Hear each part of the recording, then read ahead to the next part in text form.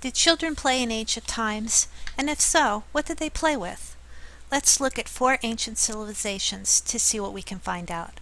First, let's go to Egypt and the Nile Valley. In ancient Egypt, both children and adults played games. According to the images we can study today, several different games have been identified by archaeologists, and from the pictures we can guess at what the games involved. For example, in one game, each boy held onto the boy in front of him while the leaders of each team stood opposite to each other and tried to wrestle their opponent to the ground. Besides wrestling, tug-of-war, racing, a type of hockey, and carrying each other piggyback as part of some team game, children also played leapfrog and hopscotch. Toy balls made of leather filled with reeds and tied together with rags or wooden tops have been lost to us, but toy boats carved from wood have been found, along with dolls, some of them with jointed limbs, marbles, and toy animals like this dog. Some toys were made to move, like this horse with wheels, a mechanical crocodile with moving jaws, and toy mice with tails that moved up and down when they were pulled have also been found.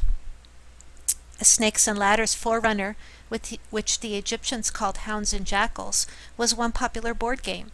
Here's an example of what the game looked like. Next, let's travel to the Mediterranean and visit Greece. Children in ancient Greece played games similar to the games we play today, like basketball and hockey, or something similar to it. They also played with toys like dolls and puppets, pull toys like this horse on wheels, board games, hoops, rattles, yo-yos, wooden weapons like swords and shields, and jacks, which they called knucklebones. Like the Egyptian toy we saw, horses with wheels to make them go were popular in Greece too. Much of what we know about how children played in ancient Greece is from sources such as the writings of Plato and Aristotle, who mention children's games, or from artistic representations on pottery and walls. There are scenes of children playing with hoops and balls, but they would have been made of wood, rags, leather, or other perishable materials, and we don't have examples of them today. And like children today, dolls were popular toys. Here is a replica of a Mycenaean doll from around 1400 to 1100 BCE. Now let's move on to Rome and discover what toys children played with in the Roman Empire.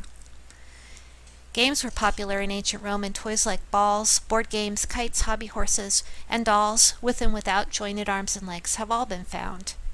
Small carved people and animals, as well as knucklebones, and hoops were played with by children in ancient Rome.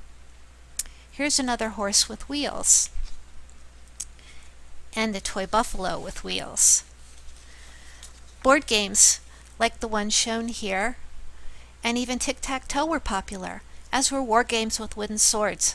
Like the Greeks, literary records from ancient Rome tell us about the way children played, and the Roman poet Horace wrote about hitching a team of mice to little carts or playing with pets like dogs, birds, and even occasionally monkeys.